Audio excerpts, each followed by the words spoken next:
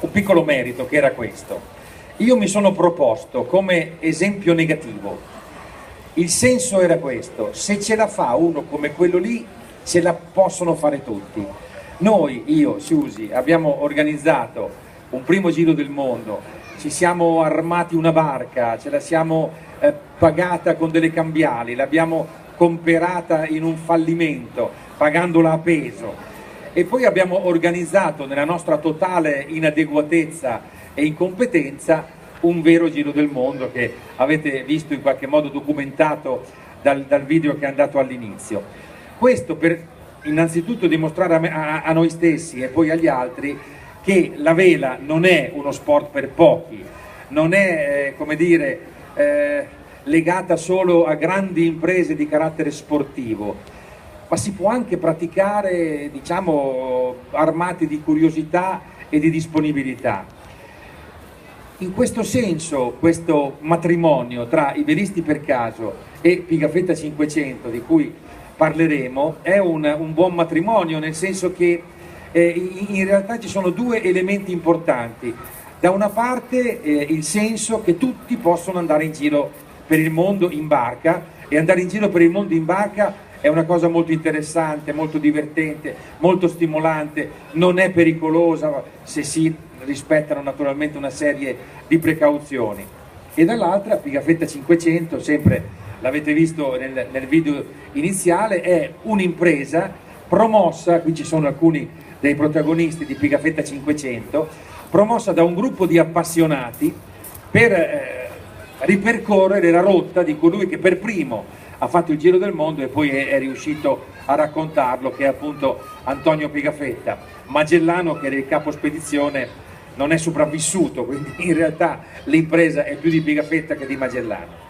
Ecco, allora è un'istigazione da parte di Pigafetta 500 e da parte dei velisti per caso a provare a farlo. Questo giro del mondo è un giro aperto a tutti, questo è importante, perché parlando anche oggi con alcune persone questo dato, che è il dato essenziale, non era chiaro, e invece questo è il dato da cui partire. È un'impresa collettiva aperta a tutti.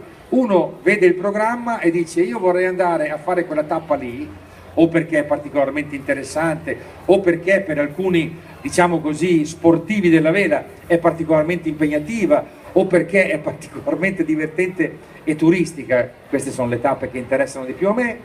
Ecco, dice: quella tappa mi interessa, mi prenoto, pago la mia fetta di spesa, perché questo è un po' il principio, dividersi le spese di un giro del mondo, e partecipo.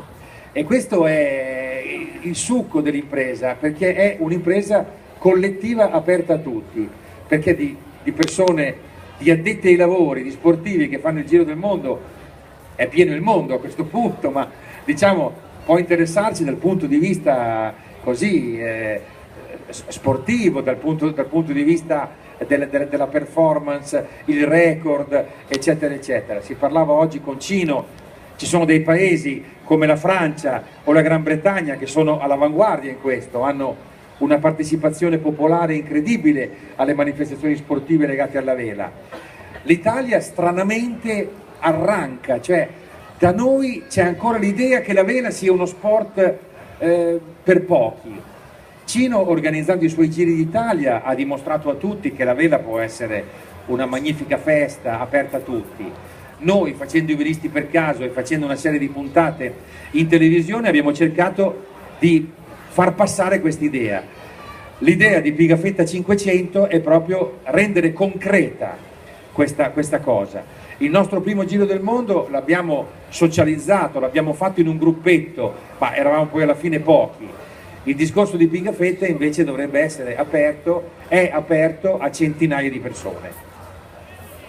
Infatti la vela non è uno sport lì come si potrebbe pensare, ma uno sport al quale si può accedere facilmente. Ci sono un sacco di scuole di vela qui nell'Alto Adriatico, per esempio a Marano, in Sabbiadoro, anche a San Giorgio di Nogaro. Il vela è un po' come andare in motocicletta, non pensiate che sia uno sport elitario, uno sport per VIP. Io ho cominciato la mia prima barcolana, l'ho fatta nel 78, partendo su un Mescala 828, il suo piatto si chiamava, cui proprio dall'inizio